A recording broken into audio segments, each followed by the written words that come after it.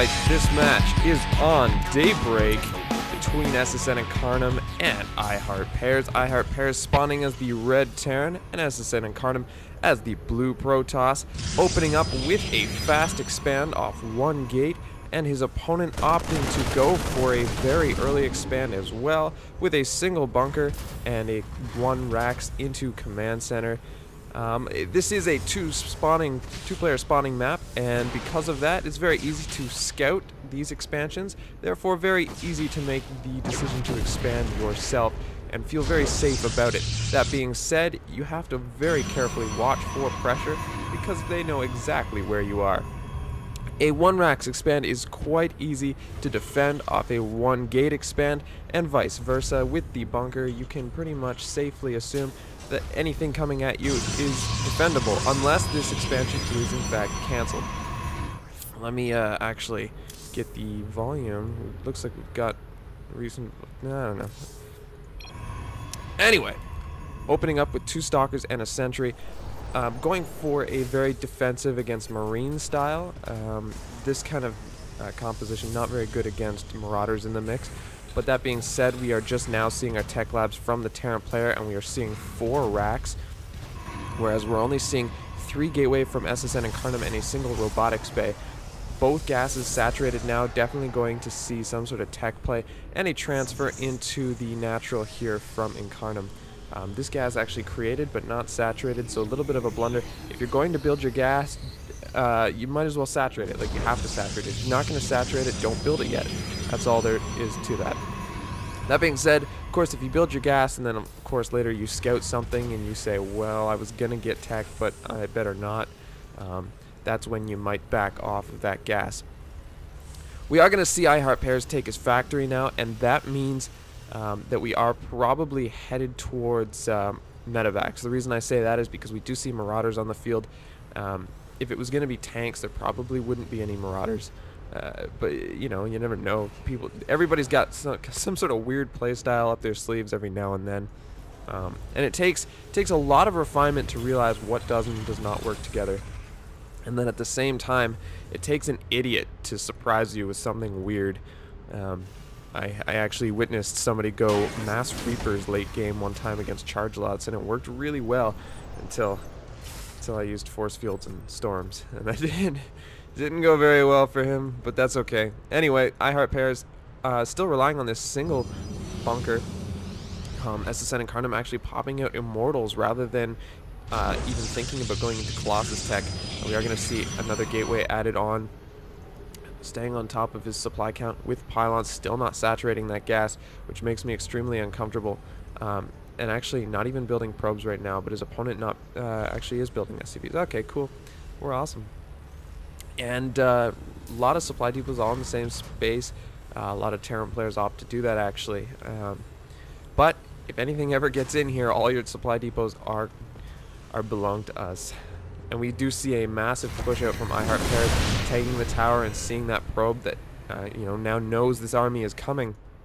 SSNIncarnum was about to push himself. He does have this proxy pylon out forward and was moving his army out. I think he's going to rethink that. Actually, with an observer, going to try to engage this army out here in the midfield. The Terran player does tag the tower and has this factory for forward scouting. Actually going to engage with some nice force fields, trapping a few units in the forward position here. But the Terran player actually pushing out with just pockets of units here. Not the best way to engage a Protoss army with force fields, leading with several units ahead, and actually going to force field that ramp just to get his army back home. Both players floating on quite a large bank here now, and warping in 2 more gateways. The Terran player just kind of stopped in the middle of the map, going to peel apart these rocks so that he can come at the Protoss from a different angle. Very clever. He doesn't want to go up the ramp until he spots it with the factory. The factory now spots it, but these rocks are already down. And the Terran units are back at full health thanks to those medevacs. More units streaming forward to engage the Protoss player, and kind of setting up his army so that his zealots are in the front. We are going to see the Terran player go all the way around and try to engage the Protoss player from an angle he was not expecting. 2 stalkers going out to check the tower, or actually shoot down the IheartPears factory. And here we go, we're going to see the Terran player engage the Protoss from an angle he was not expecting. His sentries in a bad spot. Force fields going down last minute in a panic. Marauders getting in on top of the Stalkers. More force fields going down to try to cut up that army and backing out with the Zealots so they do not get maimed when they cannot engage.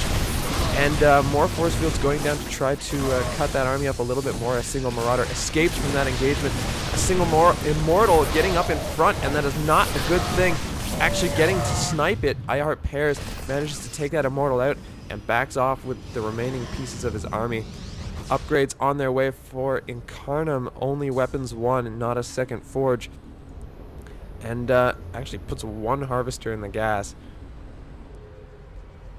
But it doesn't even matter, he seems to be floating gas, IheartPears floating minerals.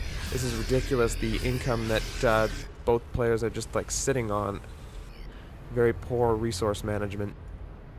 But streaming in more units, looks like Incarnum actually finally spending some of his minerals, and I can only imagine banking gas to save up for Templar or Colossus tech, but we don't see either on the way. There we do see the Templar tech finally, and more pylons, of course, for supply.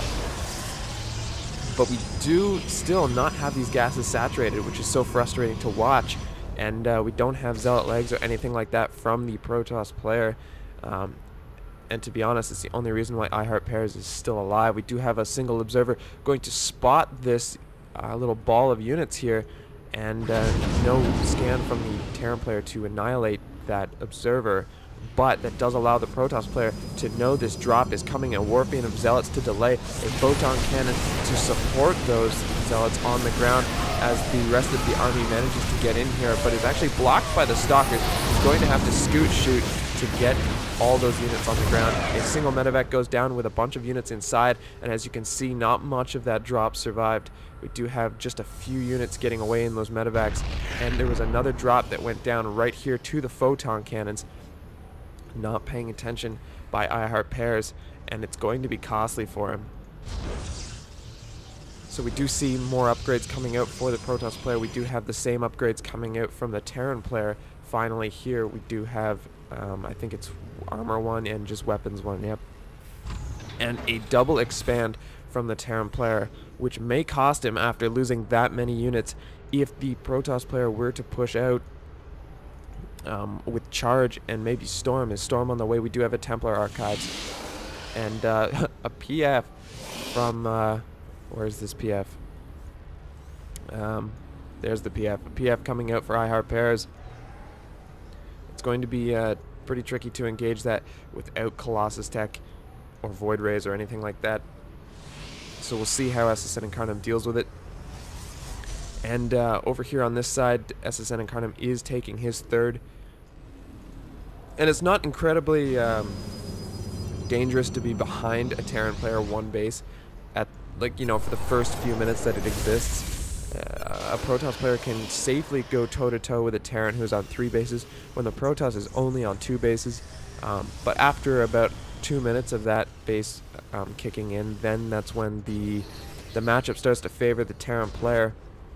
This Terran player unloading his medevacs finally, and starting to ball up this this big Terran force. They are 1-1 on the upgrades, and 17 minutes into the game, so that's kind of pathetic.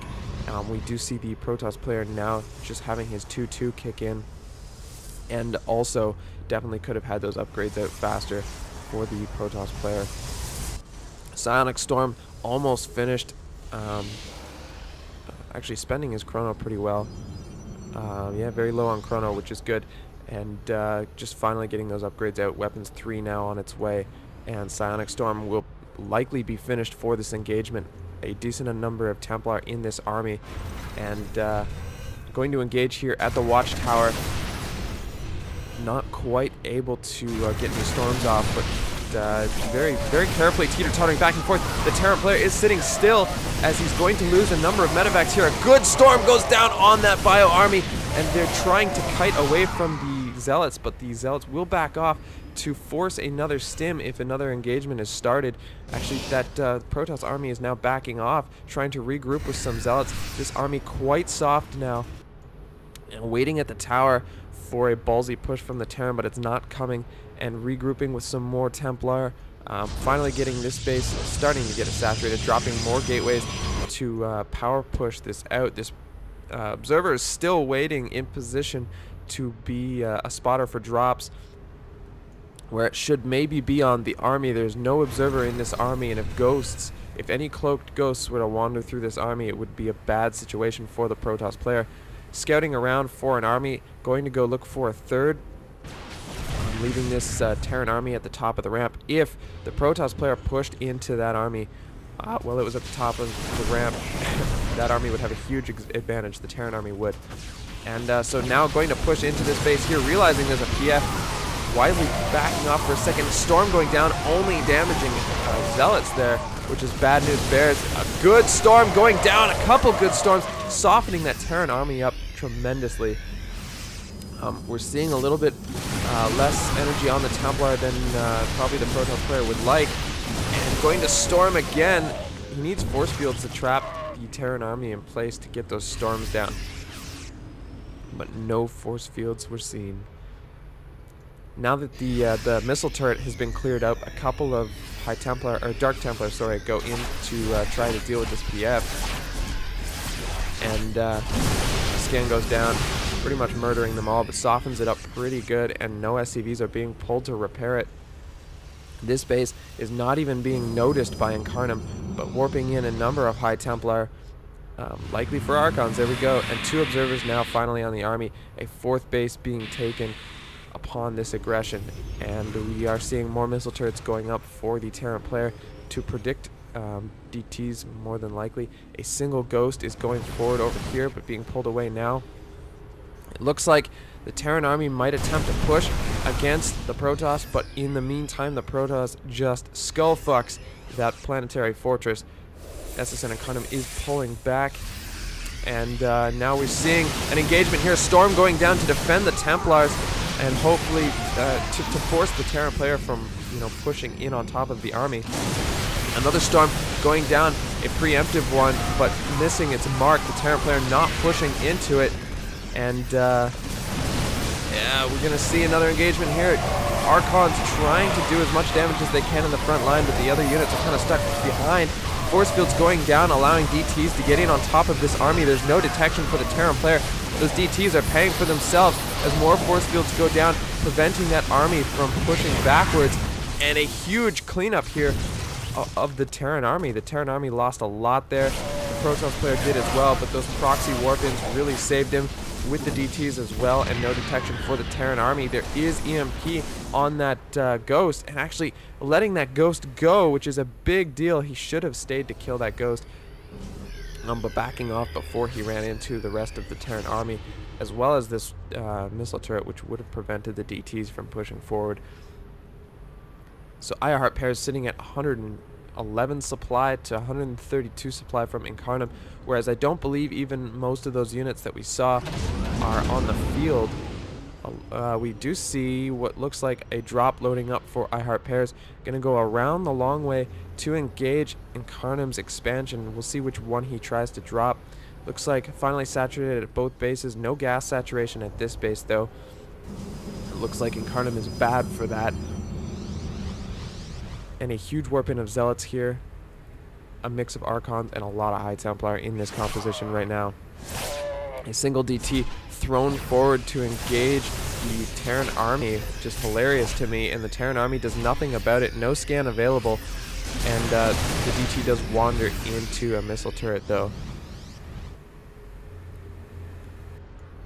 The drop does now engage this base here. Incarnum doesn't notice it right away, allowing a few probes to die.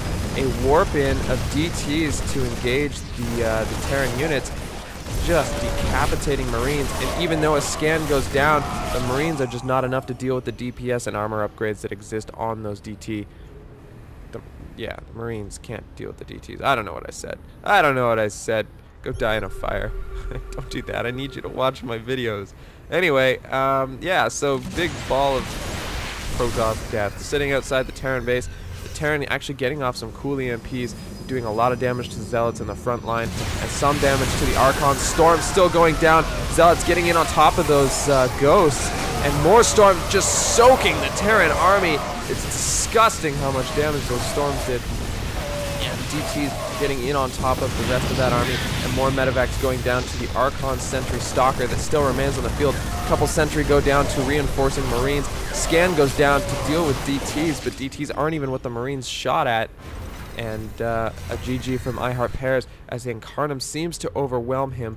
Guys, I'm SSNIncarnum. You're watching StarCrafting. Thanks for joining us. Let me know what you thought of the new opening. It's kind of just thrown together this morning, but I'll keep doing it if you like it, and if you don't, well, I'll stop doing it. Anyway, I'll see you guys soon.